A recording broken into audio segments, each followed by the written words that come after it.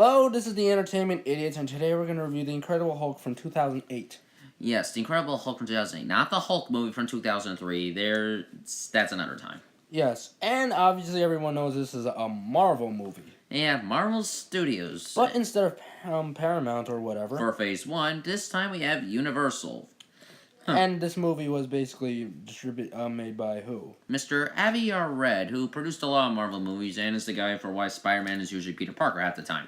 Right, and this is basically kind of an origin story for the Incredible Hulk, and it begins with Edward Norton. Basically, he works at this factory in South America. Yeah. Accidentally gets his blood lost onto one of the drinks, saves it, and then after getting into some mischief with some guys at the factory, it stayed in the drink, and well, he turned into the Hulk. And because if you ever make him very angry, you know the case. Anyway, Stan Lee, everybody, who just so happens to drink the drink, and I'm actually kind of curious. I kind of wanted to have that drink one day. Not that one he drinks.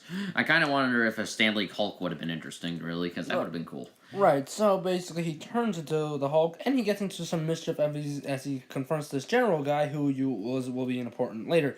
Anyway, he gets into a giant fight as he's basically battling everybody, and during the destruction, it seems to me that the general is still the only one left. Yeah, I remember this guy. He appears in Captain America Civil War, Mr. Thunderbolt Ross. Anyway, after a few destructions, basically Betty, who is basically Hulk's love interest, finds him and basically, tries to snap him out of it to try to get Bruce out. And the two of them, they do find an understanding with each other, and basically, eventually, the two transform. She has him transform out of it, and basically, after sleeping together, well, he goes to his friend for testing purposes to try to get a cure. That general that he was talking about, he orders to be transformed. Oh, and by the way, guess what we have in this movie? We have Mr. Lou Ferrigno, who was he the guy who played the Hulk in the 1970s Hulk show. Yeah, that was a good show. I believe 1978. Yep. And this is where we can see Bruce Banner turning into the Hulk. He was hooked up to the machine with the help of his friend. To try to stop himself. And basically, the Hulk. Meanwhile, out of nowhere, the Abomination finds the Hulk, and basically, well, here he is, the Abomination, everybody. Mind you, it was before the guy turned into the Abomination, but thanks to the elixir, it started turning to him, and then a little bit of that dripped onto his friend, for basically, well, sequel begging. Yeah. And why do you think? Why is that? Well, it's because basically they planned a sequel, but this is the only one that was never really greenlit. Yeah, so here's the explanation about that in depth. So basically, The Incredible Hulk from 2008 was the only Marvel movie at the time to not get greenlight for a sequel. Iron Man, Thor, and Captain America all got their sequels greenlit already. The Incredible Hulk was the only one that wasn't, and the producers knew about it going into The Incredible Hulk, which was the sad part, that they didn't get a sequel happening. I mean, I'm kind of curious though, what would it have been like? Basically, the elixir dropping on that guy was probably going to turn him into that brain. I think his name was the Brain or something like that. Don't quote me on that. Basically, he was going to turn into the entire world, sort of into these Hulks, kind of like what happened to the Abomination. And then after that, well, basically, I have no idea what would have happened with the sequel. But it's a real shame it didn't happen, and probably one of the reasons why that sequel never happened is because Marvel and Universal, well, they're kind of having this weird fight at the moment. I have no idea what's going on there. I'm not taking sides, but who knows.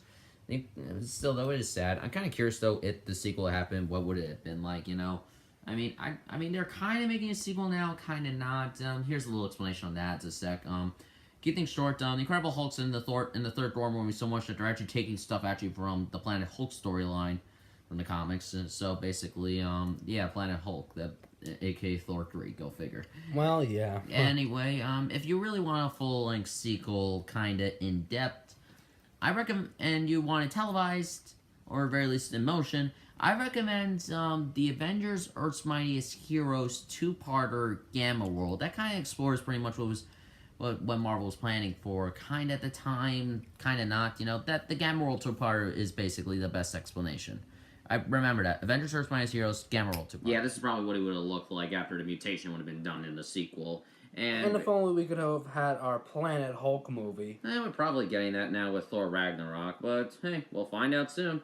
Anyway, so Mr. Ross basically finds them, and basically now the Abomination's on the loose destroying the town that, well, they got on the plane to try to fight him back. And now he has no choice but to trust the Hulk. but not before Hulk, Mr. Bruce Banner saying goodbye to Betty and having one kiss. And now we get to the greatest fight in the entire movie, in my opinion, which is is- Hulk versus the Abomination. Yes. Anyway, the Abomination is really, really cool. Anyway, during the fight scene, he turns. It is Hulk versus Abomination. Feet fight, folk from. I have the stench of an abomination. As the two of them start fighting, basically they keep on kicking ass, literally destroying a bunch of property in the city. As a result of that one, the Incredible Hulk literally just keeps on morphing, and then as a result of that one, basically it seems to like the Incredible Hulk actually seems to be the victor. Yeah, this movie was really nice, and basically during the end, it turns out that Bruce Banner is doing good. Yeah, but basically he has to leave to say goodbye because he has to protect her.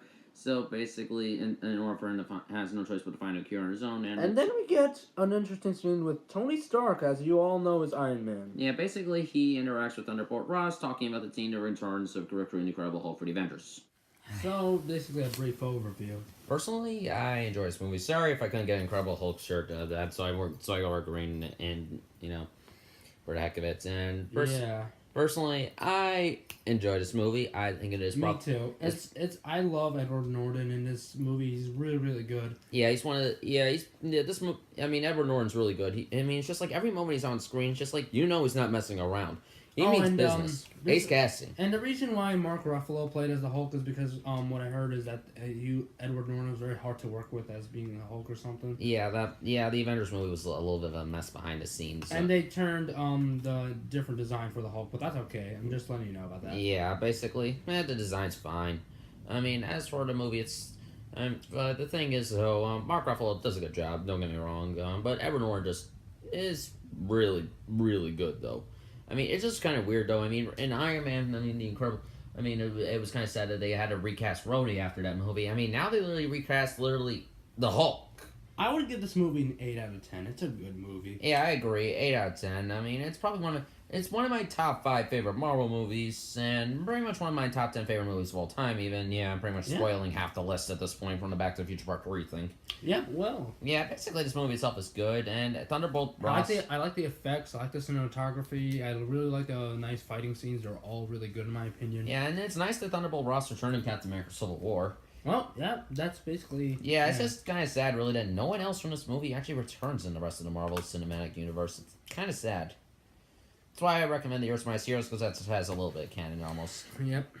It's just there. I mean, the show itself is good, and the Incredible... And really, this movie in general is just a good movie. I just wish that Hulk and Betty had more scenes together, because that's a really nice relationship. Yeah, those two had really good chemistry with each other. I just kind of felt like that they did a good job. I mean, the cast itself were all aces for the most part. I actually recommend this movie a lot. I like this movie a lot too. My only complaint is, well, there's no sequel, like we said. And there's a reason to that. Universal and Marvel. Yeah, guys, get along already. Whatever, we're not going to go on explaining because it will just make the review too long. That's basically it. We both like the movie, we think it's a really good, and we definitely think it deserves a sequel. Yeah. Hashtag Incredible Hulk sequel. Yep. And and sorry, Marvel, Universal, sorry about that. Just had to point that out, though. Alright, well, that's basically it for the Incredible Hulk. Join us next time when we review... What's next? Next is Thor. Oh, yeah. All right. We'll see you in the next review.